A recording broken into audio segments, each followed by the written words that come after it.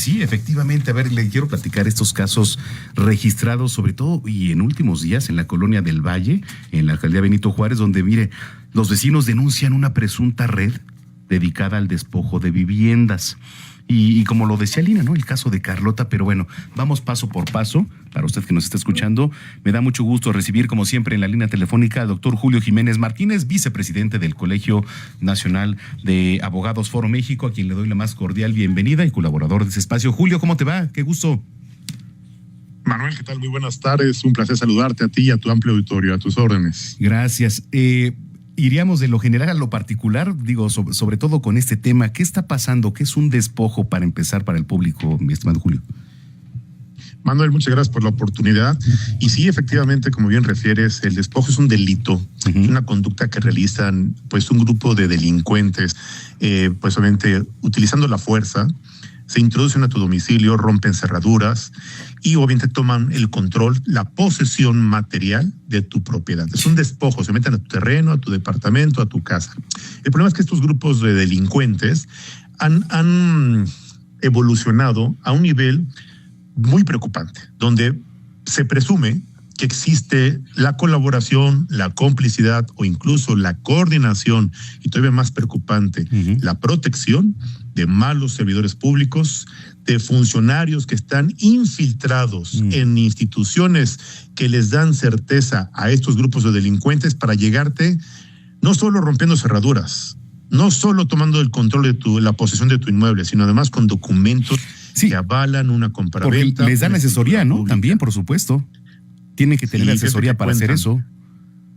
Tienes razón, cuentan con el apoyo de abogados, malos funcionarios, pésimos servidores públicos, que crees, a veces hasta con la protección de algunos malos elementos de seguridad pública que les han llamado en el momento en el que están rompiendo la chapa, se están metiendo a la fuerza a la casa de una adulta mayor y una madre soltera.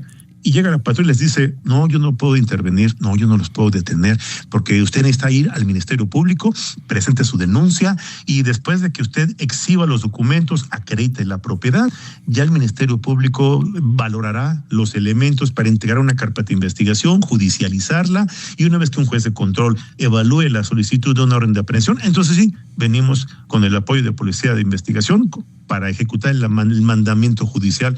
Manuel, amable auditorio, ¿para cuándo eso sucedió? Ya pasaron 6 meses, un año. Entonces la verdad es que la gente está viviendo un problema muy serio porque salen a trabajar o se van de vacaciones, como ahorita hay muchas familias que están saliendo de vacaciones, cierran su casa, ellos se van con la tranquilidad de que su casa está segura.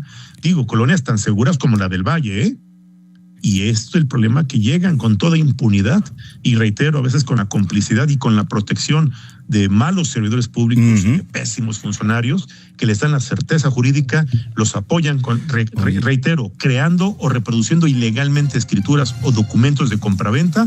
Y el problema es que, reitero otra vez, hay un problema aquí de prevención. Muchas familias no han regularizado la legal propiedad de su inmueble. A veces la casa sigue estando a nombre del abuelito. Eso es a lo que iba, estimado Julio. Regresando, a ver si nos puedes dar algunas recomendaciones. Vamos a la pausa rapidísimo. Claro. Pero regresando vamos a hablar justo de qué hacer, qué se puede hacer bajo estas recomendaciones. ¿Te parece si vamos a la pausa y volvemos, Julio? Sí. Estamos platicando con el doctor Julio Jiménez. Vamos a la pausa, no le cambiamos. Antes de la pausa, y lo seguimos haciendo, platicando con el doctor Julio Jiménez, vicepresidente del Colegio Nacional de Abogados Foro México, sobre el tema de los despojos. A ver si está pasando, es una tendencia. ¿Hay que preocuparse? Yo creo que sí, pero también hay que ocuparse. Y en este sentido estábamos hablando, estimado Julio, ¿qué se necesita hacer, qué hacer al respecto cuando pasa una situación de este tipo? Manuel, vale la pena esto dividirlo en 2 etapas. Okay. El antes, el durante y el después, ya como fuiste víctima.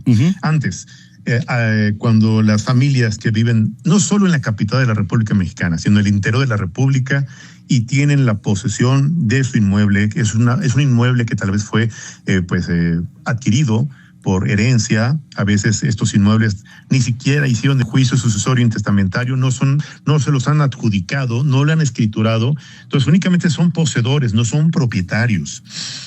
Tener los documentos, todos los documentos en regla que acredite la legítima propiedad, posesión del inmueble. Hay gente que compró con un simple contrato privado de compraventa, no lo han elevado a escritura pública, no lo han inscrito.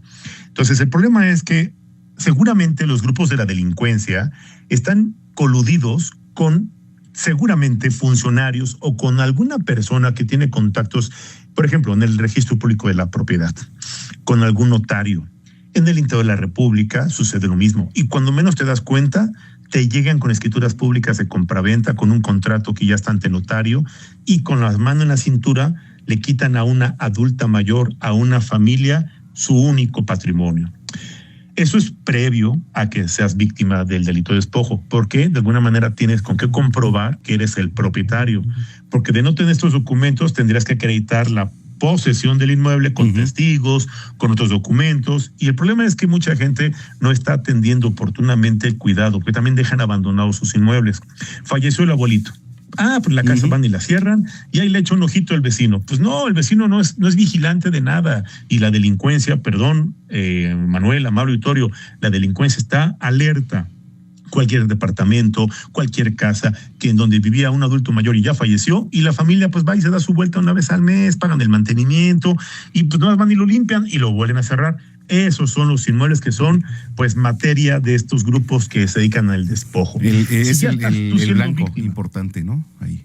Es correcto, pues obviamente te pones en evidencia, y luego el problema es que hay también redes que se dedican a pues interrogar, a ganarse la confianza de muchos viejitos, de muchos adultos mayores, de muchas madres solteras que viven solitas con su hijo y que han sido víctimas de estos grupos que van y las despojan, salen a trabajar, van a la escuela y regresan y ya su casa está ocupada y ya sus cosas se las llevaron.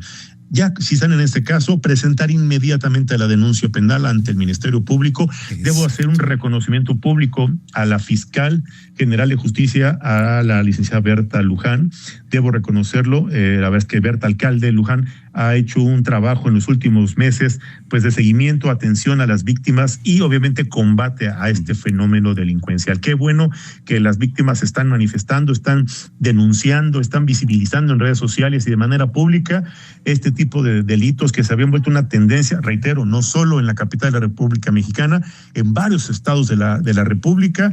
Y bueno, pues obviamente el caso de doña Carlota no es un tema menor.